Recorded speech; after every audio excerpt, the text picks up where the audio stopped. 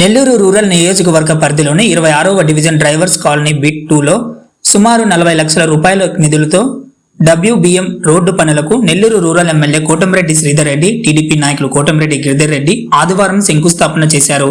ఈ సందర్భంగా ఆయన మాట్లాడుతూ గత 6 నెలల్లో ఈ 26వ డివిజన్లో 1,25 లక్షల రూపాయలతో అభివృద్ధి పనులు జరుగుతున్నాయన్నారు. నెల్లూరు రూరల్లో ఏ సమస్యలున్నా తన దృష్టికి తీసుకురావాలని ఆయన ఈ విధంగా తెలిపారు. స్థానిక కార్పొరేటర్ బూడిద సుప్రజ పాల్గొన్నారు.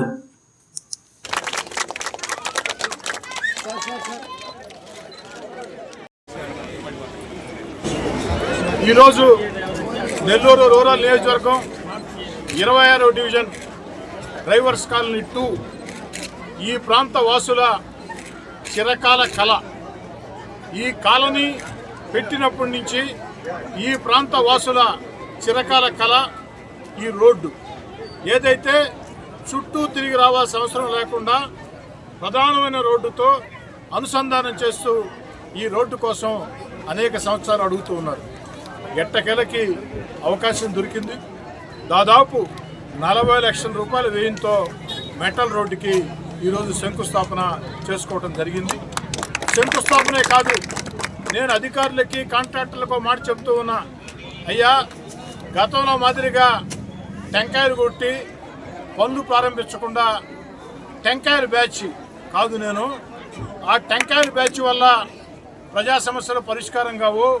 టెంకాయ కొట్టామంటే, ప్రారంభోత్సవం చేసామంటే ఏ తేదీలోగా పూర్తి చేసి అందిస్తారో అదే అభివృద్ధి అని చెప్తూ వచ్చా.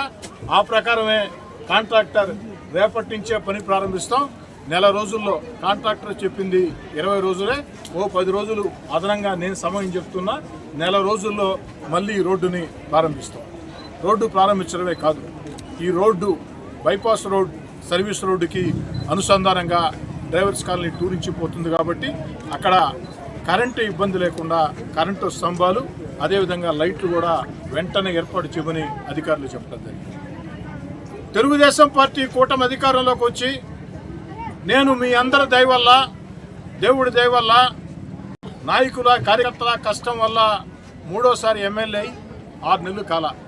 కానీ ఈ 6 నెలల్లోనే 26వ డివిజన్లో 1,25 లక్షల రూపాయల పనులు వేగవంతంగా జరుగుతూ ఉన్నాయి ఈ యొక్క డివిజన్లో.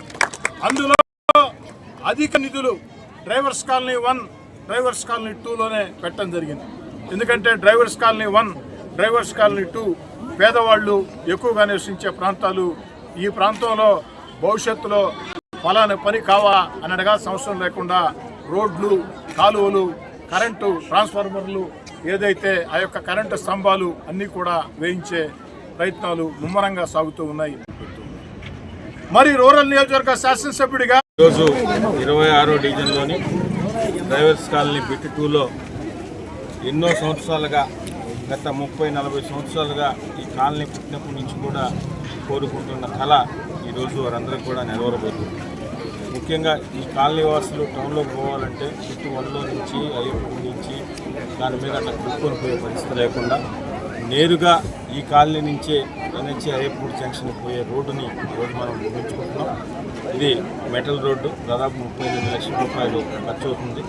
అంతేకాకుండా ఇటీవల కాలంలో ఈ ఏరియాకి సంబంధించి ట్రాన్స్ఫార్మర్ కావాలన్నా కూడా దాన్ని కూడా ఏర్పాటు చేసినాం.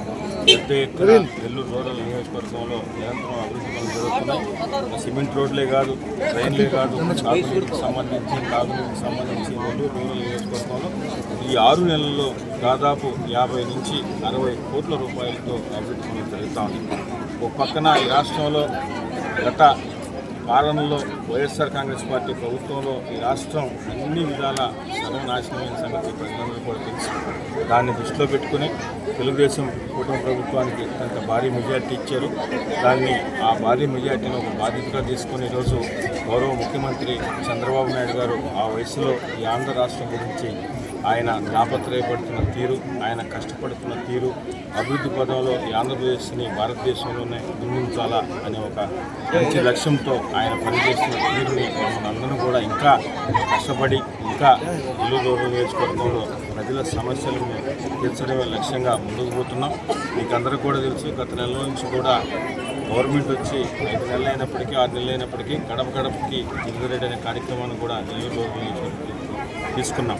ఎందుకంటే గత ఎలక్షన్స్లో నెల్లూరు రూరల్ నియోజకవర్గం ప్రజలు మా మీద ఒక నమ్మకం, బాధ్యత, భరోసా తెలుగుదేశం పార్టీ అధ్యక్షుడు చంద్రబాబు నాయుడు గారు మాకు అవకాశం ఇస్తే అవకాశాన్ని మేము నెల్లూరు రూరల్ నియోజకవర్గంలో పోటీ చేసిన తర్వాత నెల్లూరు రూరల్ నియోజకవర్గం ప్రజలు మా మీద ఎంతో నమ్మకంతో అత్యంత భారీ మెజార్టీ ఇచ్చారు. దాన్ని నిలుపుకోవాలంటే గతంలో శాసనసభ్యులు సెక్రటరీగా 4 సార్లు ఇంటికి వచ్చుకున్నారు.